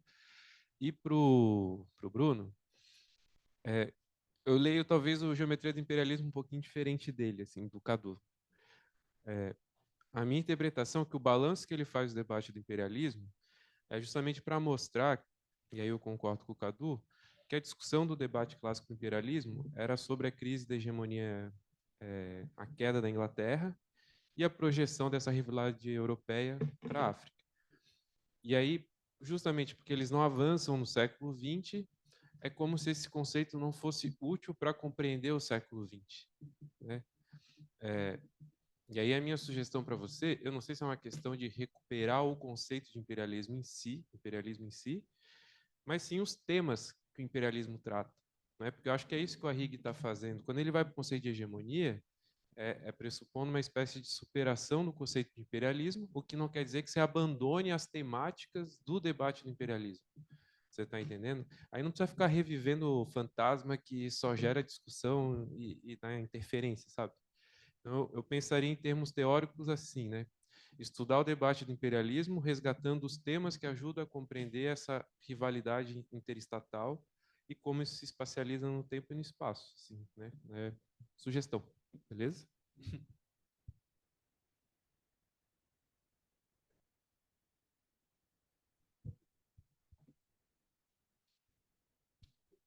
Muito obrigado pela apresentação de ambos.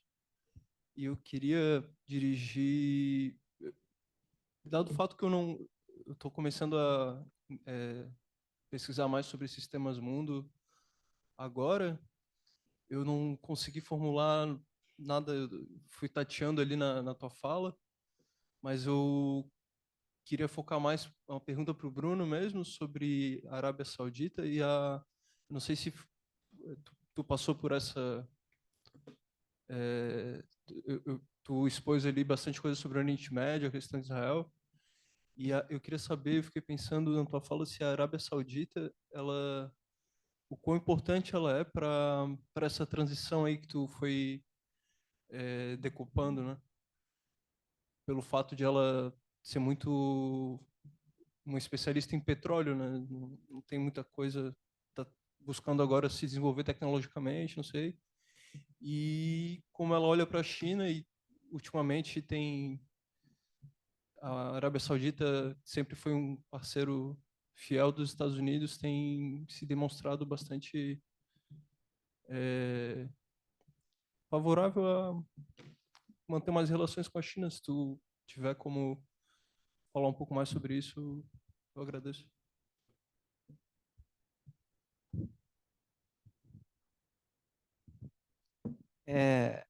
Bruno, eu acho que enquanto você não definir imperialismo, tira essa palavra daí. Porque não adianta você usar uma palavra que ninguém sabe o significado. Você tem que definir. Se você não definir, para que usar essa palavra? Como você usa hegemonia a partir do Arrighi, todo mundo que leu o Arrighi tem uma ideia do que é. E não confunde hegemonia com dominação com outra coisa qualquer.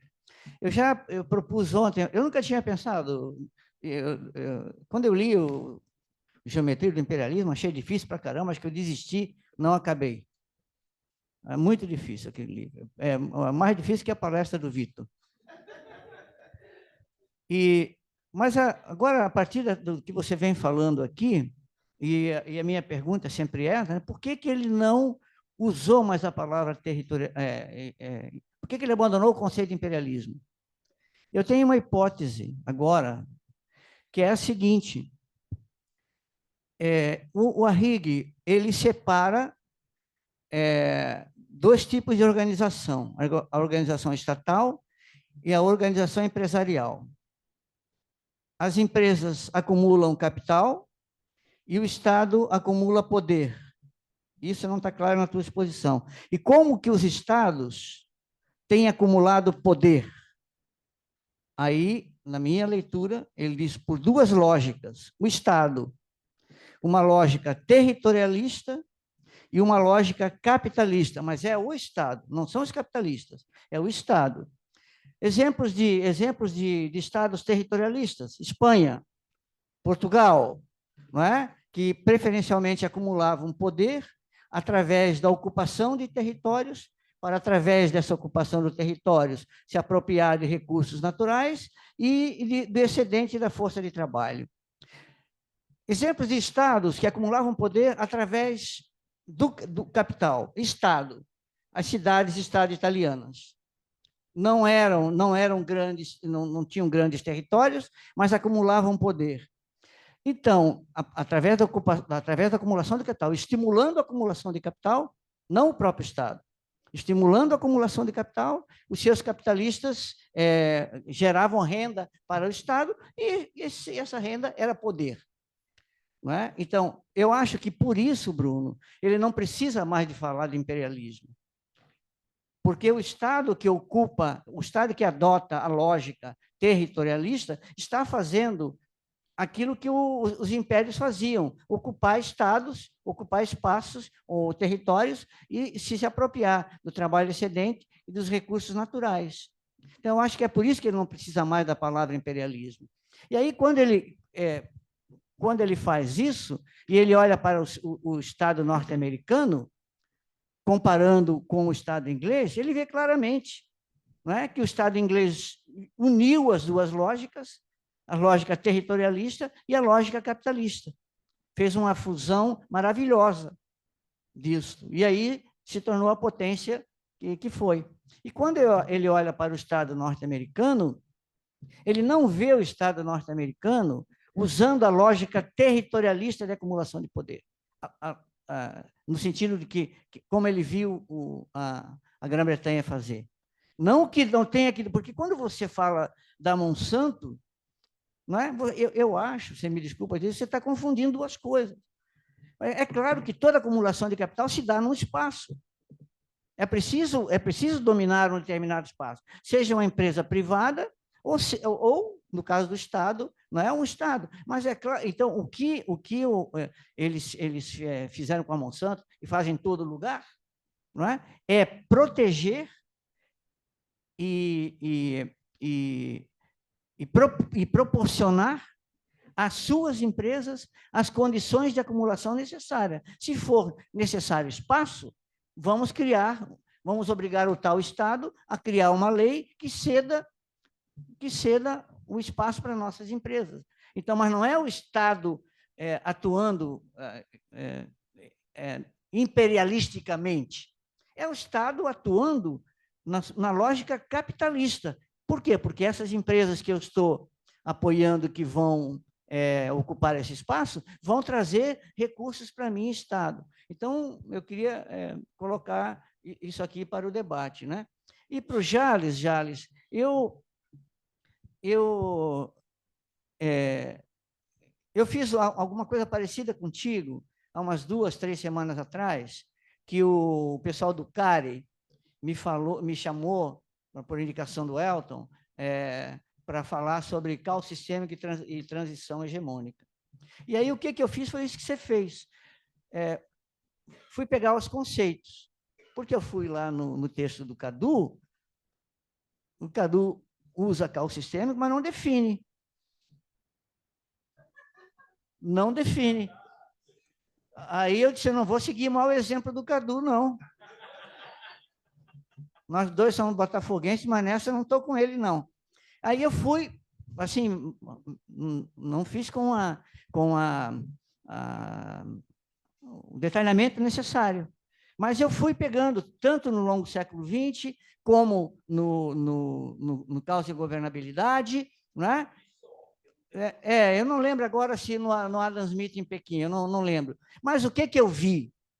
Não é? Eu vi que, quando eles falam de caos sistêmico, eles definem, como você falou, eu até pedi para ele abrir o computador aqui para mim, para eu... a relação entre caos sistêmico e colapso hegemônico. Os colapsos hegemônicos são os pontos, colapsos hegemônicos, hein? Não é declínio de hegemonia, é colapso hegemônico. São pontos de virada decisivos das transições hegemônicas.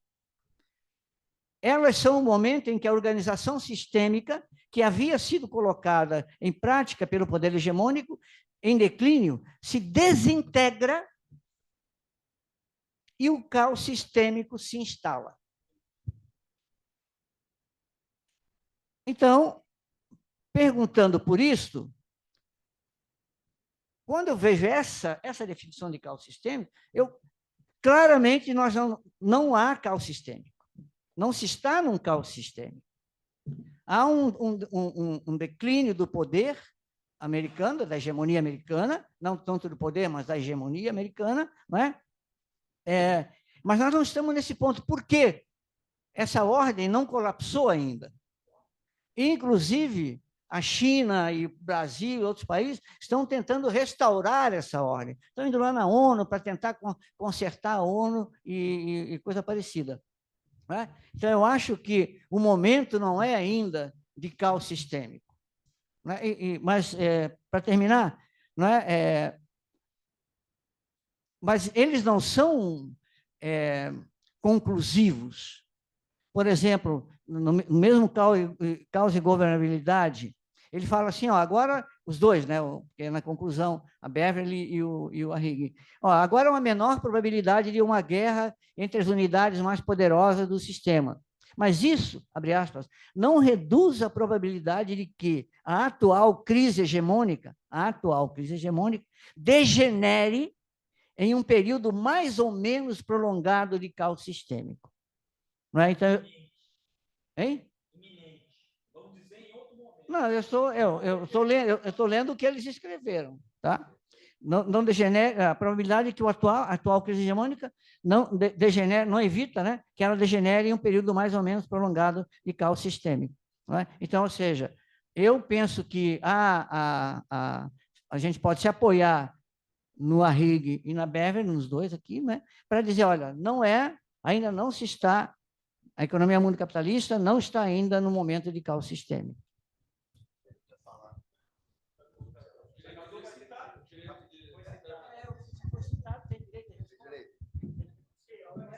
Não, só é rápido.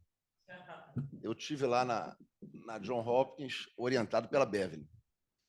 A Beverly acha que o caos sistêmico começou na intervenção norte-americana no Iraque. Essa é a posição dela e do Arrighi. Ela acha que desde 2003 começou o caos sistêmico, que é a dominação sem hegemonia. Só colocando esse ponto.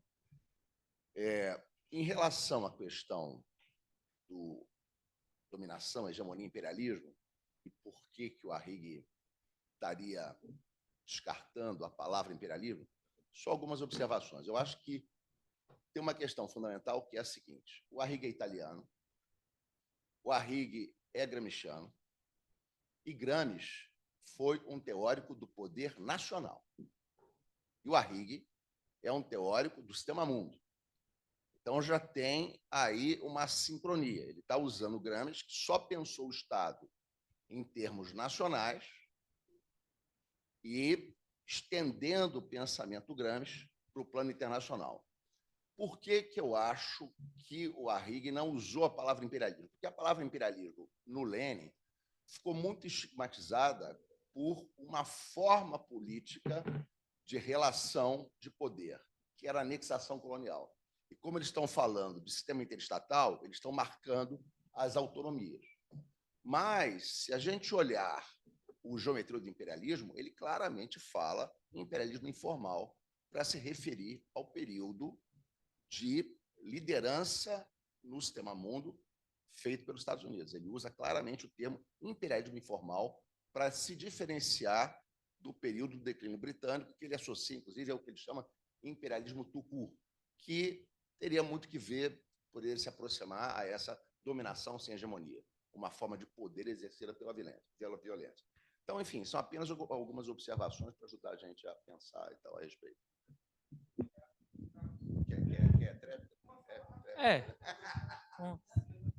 Tá certo. Talvez eu vou ser bem sintético, o Bruno tem mais coisa para falar do que eu. Não, é assim, vamos lá. O Fabinho, por que ler o Longo Século XX? Eu fiz essa provocação porque, para mim, está claro. Enquanto a realidade, o porvir, ainda pode se abrir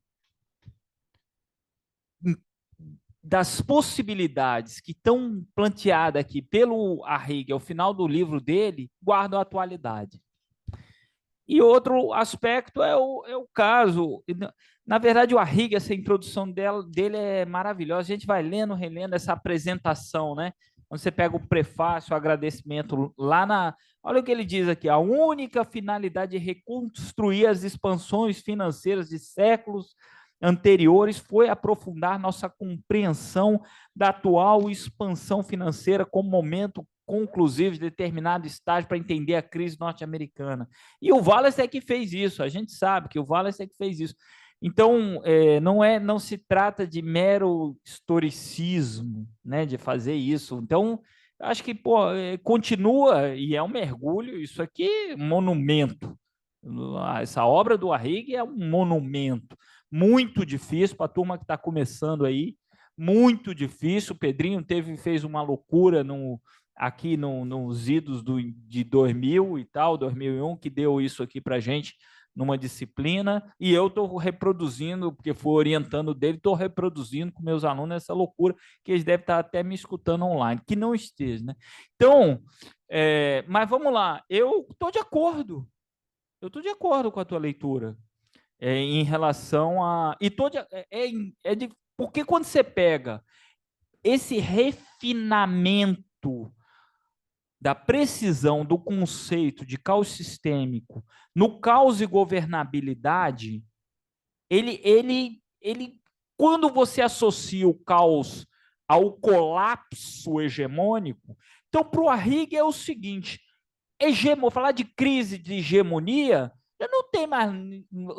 Quando ela se colapsa, entre colapso, e estou de acordo com o Cadu, que possivelmente foi dentro desse período, ela e o Arrighi estão falando isso, 2003, desde a invasão do Iraque, não tem mais hegemonia, não é crise de hegemonia, isso está claro no Adam Smith em Pequim. Acabou, aqui é dominação.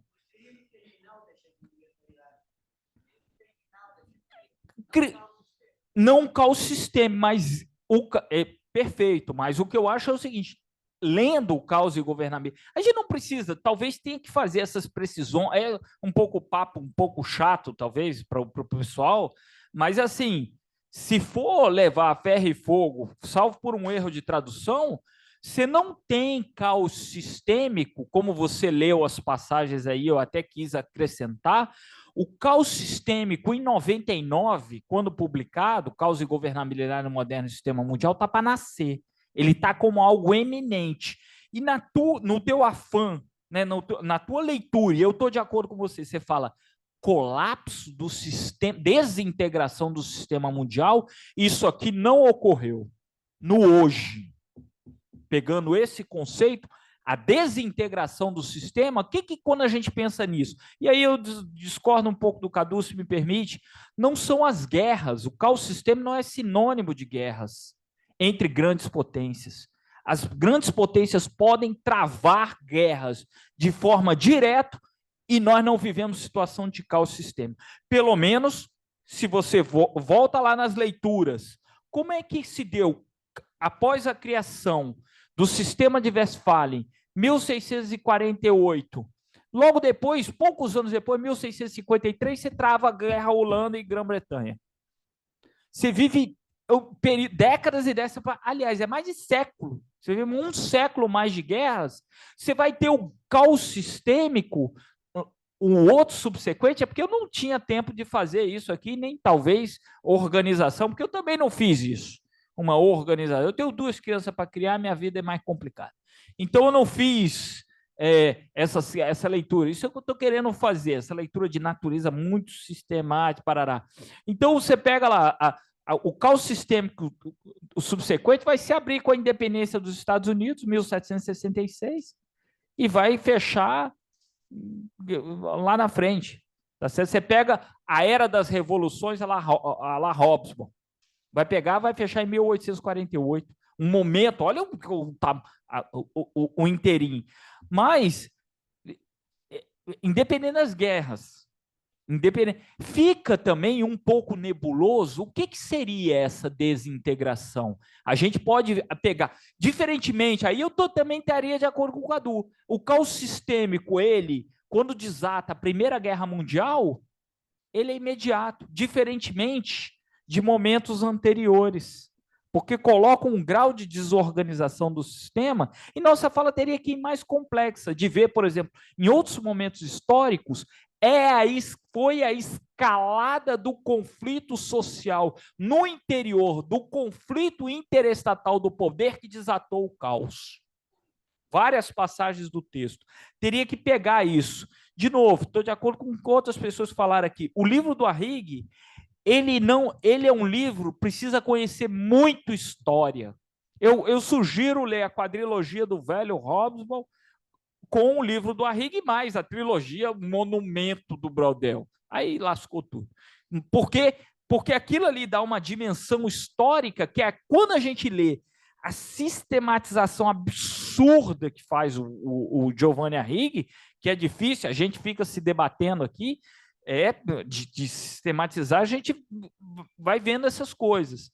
Bom, enfim, então, acho que já falei demais, né? Pode falar, gente.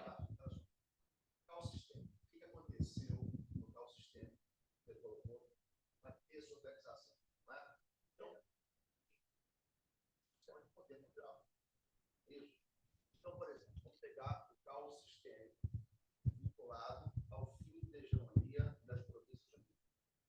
O que vai acontecer?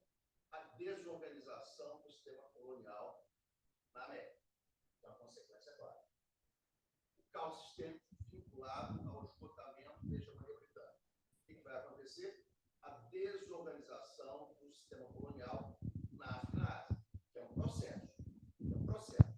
Além de revoluções de caráter nacional popular na América Latina. O que nós estamos vendo hoje?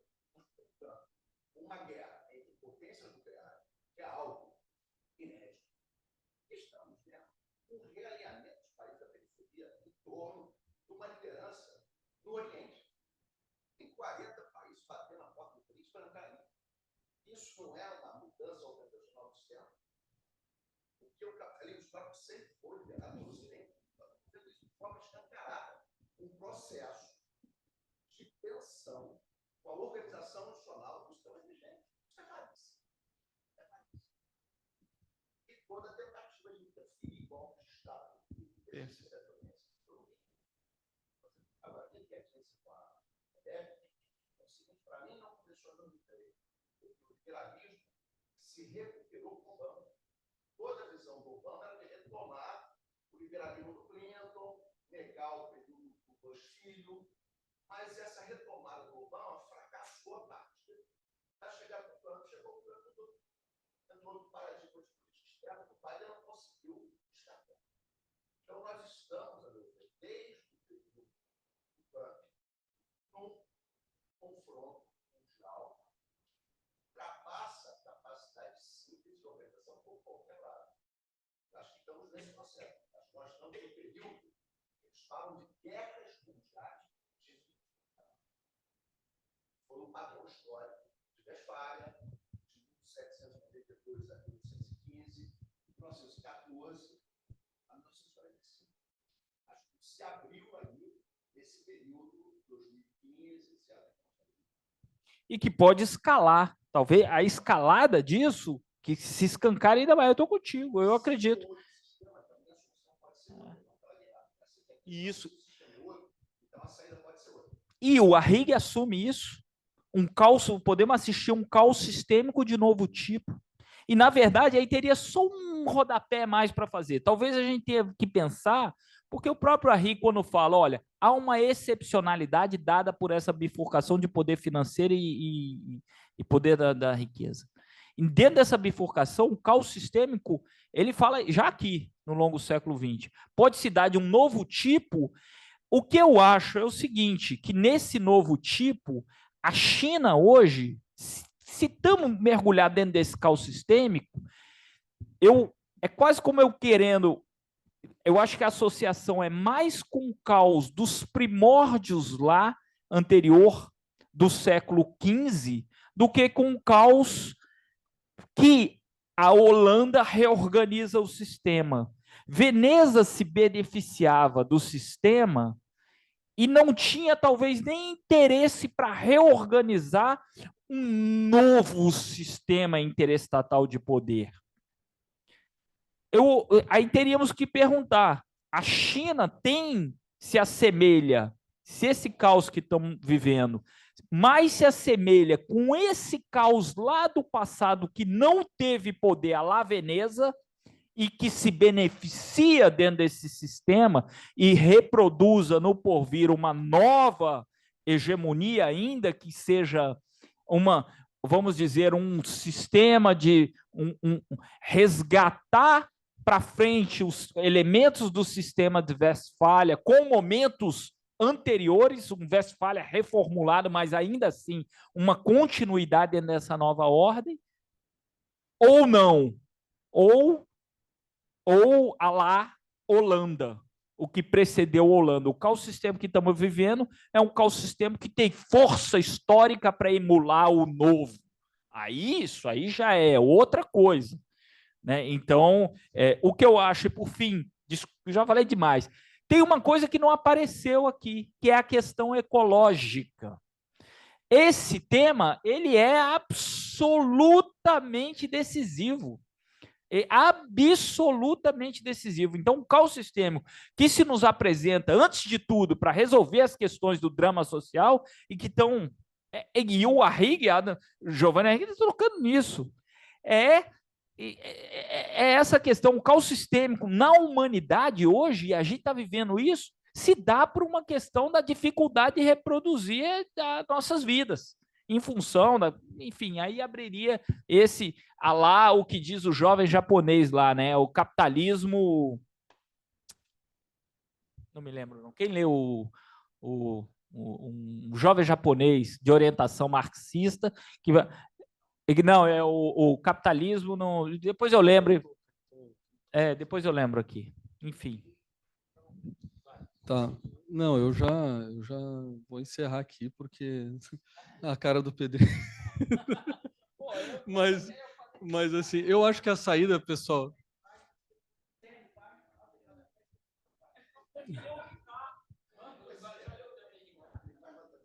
É que assim, pessoal, uma reflexão, prometo que vai ser uma só.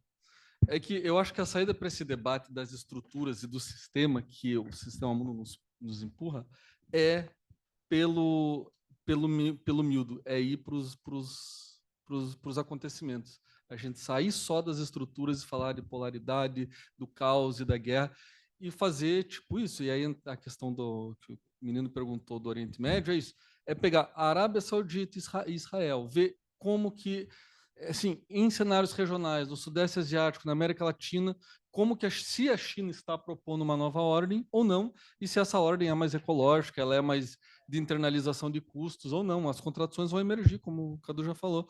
Mas, assim, eu não vou mentir. Eu gostaria de falar bastante coisa, mas eu acho que a gente vai para o bar e... Obrigado, professor Bruno.